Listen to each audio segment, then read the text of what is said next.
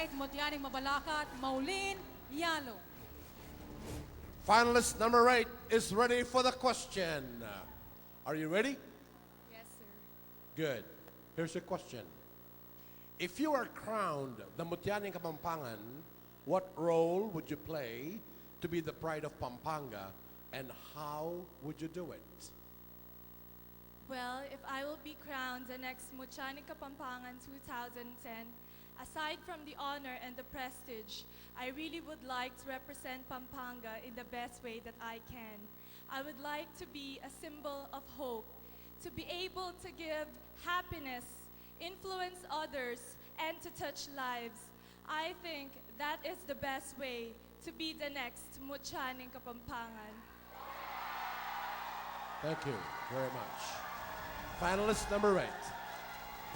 Mary Hagman, number 8, Mutya ning Mabalacat, Maulin R. Yalo.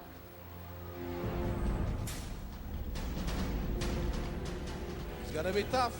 As Andy Alves said, the scoring is back to square one. And so we had 2, 3 more coming up. Who will be the next Mutya ning Kapampangan 2010? We'll soon find out in a few more minutes. Medyo natatagalan lang po ng konti. It's because ang mga kandidato po natin ay nagagaling pa po sa Rosa para masecure po natin at masigurado na hindi po nila naririnig yung ating final question. Ayan na po, candidate number 11 from Santo Tomas, Chloe Miranda. Hi, Hello, good evening. are you okay? Super. Good. You ready for the question? Here you go. If you are crowned the Mutya ning Kapampangan tonight, what role would you play to be the pride of Pampanga, and how would you do it?